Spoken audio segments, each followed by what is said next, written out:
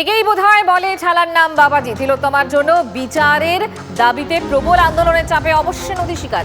আরজি করের অধ্যক্ষ পদ থেকে ইস্তফা সন্দীপ ঘোষের। সরকারি চাকরিও ছেড়ে দিতে চান সন্দীপ, কিন্তু তাকে ছাড়তে নারাজ খোদ মুখ্যমন্ত্রী।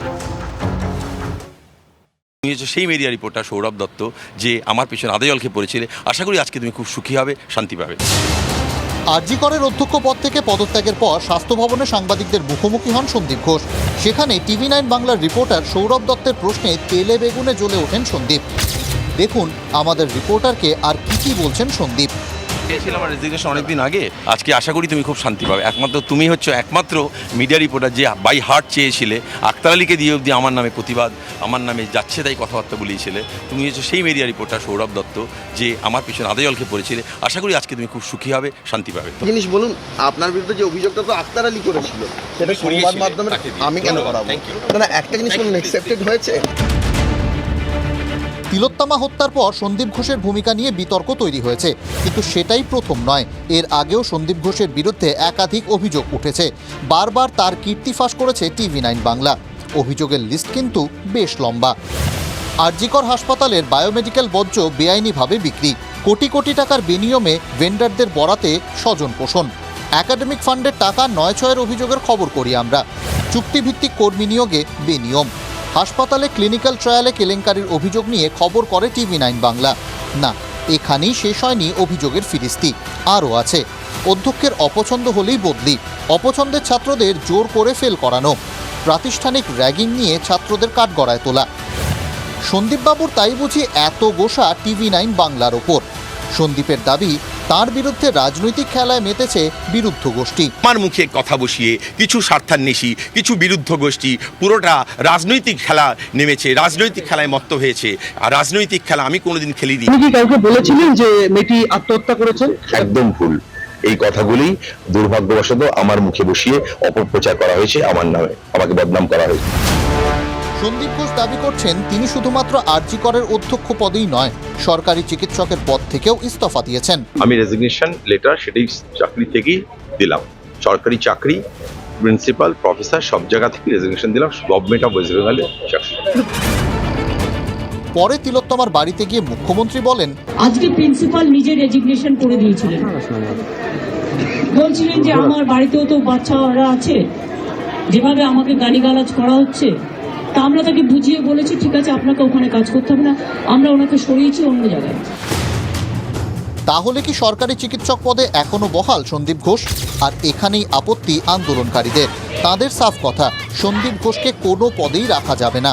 স্যারের এটা নৈতিক দায়িত্ব এবং এই হায়ার অথরিটির প্রত্যেকের নৈতিক দায়িত্ব এটা, যে তারা যতক্ষণ না এই ঘটনার প্রপার বলতে প্রপার যে শাস্তি পাচ্ছে, ততদিন অবধি এই ধরনের হায়ার অথরিটির কারো কোনো অ্যাডমিনিস্ট্রেটিভ পোস্টে থাকার কথা নয়। এটাই আমাদের দাবি।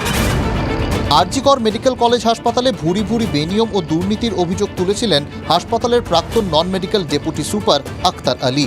TV9 বাংলা সেই খবর করেছিল। এবার হাসপাতালের পদত্যাগী অধ্যক্ষের বিরুদ্ধে মুখ খুলেছে চিকিৎসক মহলের একাংশ। সন্দীপ ঘোষ সে তার ক্ষমতা প্রয়োগ করে বেশ কিছুদিন এখানে তার খুশি মতো সে তার একটা ওই এক কথায় তার একটা বাহিনী তৈরি করেছে। ঘটনা তাদের পছন্দ মতো না ঘটলে তারা সঙ্গে সঙ্গে বলির পাঠা খোঁজেন। এক্ষেত্রে সেই মেয়েটিকে সেইটি করার চেষ্টা করা হয়েছিল। আর হিম করা ঘটনার পর উনি যে ভূমিকা পালন করেছেন তাতে কোনো নিন্দাই ওনার জন্য যথেষ্ট নয়। ওনাকে অবিলম্বে মুক্ত করা উচিত, ওনাকে ইন্টারোগেশনের আওতায় আনা উচিত। ওনার ফোন কল মানে যবে থেকে ওই ঘটনার পর থেকে ওনার ফোন কল মানে দেখা উচিত পুলিশের। এত অভিযোগ থাকা সত্ত্বেও কোন খুঁটির জোরে এতদিন ধরে অধ্যক্ষের পদে বহাল ছিলেন সন্দীপ? বারবার অনিয়ম করেও কেন পার পান সন্দীপ? এত কিছুর পরেও সন্দীপ ঘোষকে কেন বুঝিয়ে সুঝিয়ে সরকারি পদে রেখে দেওয়ার চেষ্টা? প্রশ্ন তুলছেন আন্দোলনকারীরা।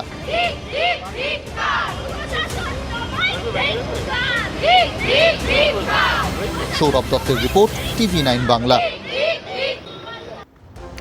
আরজিকর থেকে বিদায়ের দিনেও অপরাধের তালিকা লম্বা করে গেলেন সন্দীপ ঘোষ। যা করলেন সেটা ভারতীয় আইনে শাস্তিযোগ্য অপরাধ।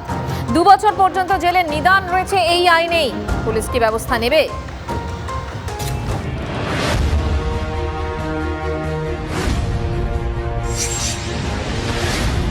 সন্দীপ ঘোষ আর.জি.কর হাসপাতালে অধ্যক্ষ থাকাকালীন কম বিতর্কের জন্ম দেননি।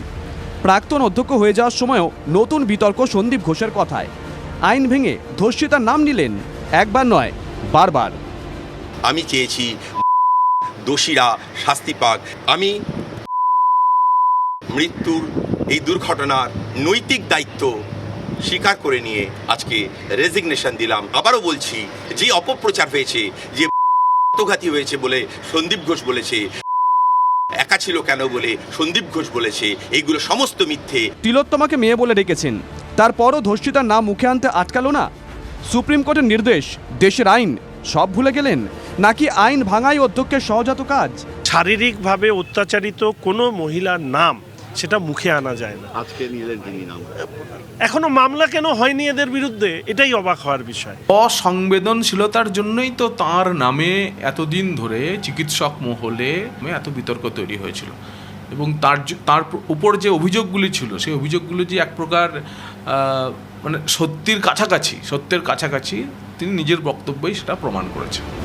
দেশের আইন অনুযায়ী, ভারতীয় ন্যায় সংহিতার ৭২ ধারা অনুযায়ী শাস্তিযোগ্য অপরাধ 2 বছর পর্যন্ত কারাদণ্ড ও জরিমানা হতে পারে।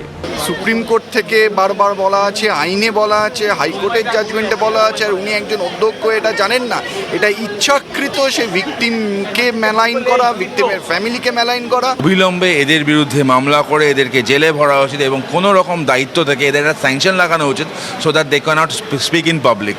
এরা নুইসেন্স বেসিক্যালি। পুলিশের সুমোটো ব্যবস্থা নেওয়া উচিত যে কি করে উনি দাঁড়িয়ে ওপেনলি মানে ভিকটিমের আইডেন্টিটি ডিসক্লোজ করছেন। আইন যে ভাঙা হয়েছে তা তো স্পষ্টই দেখা যাচ্ছে। পুলিশ কি স্বতঃপ্রণোদিত মামলা রুজু করবে, নাকি অতীতের মতন এবারও সন্দীপের গায়ে আঁচ লাগবে না? সুমন মহাপাত্রের রিপোর্ট, TV9 বাংলা।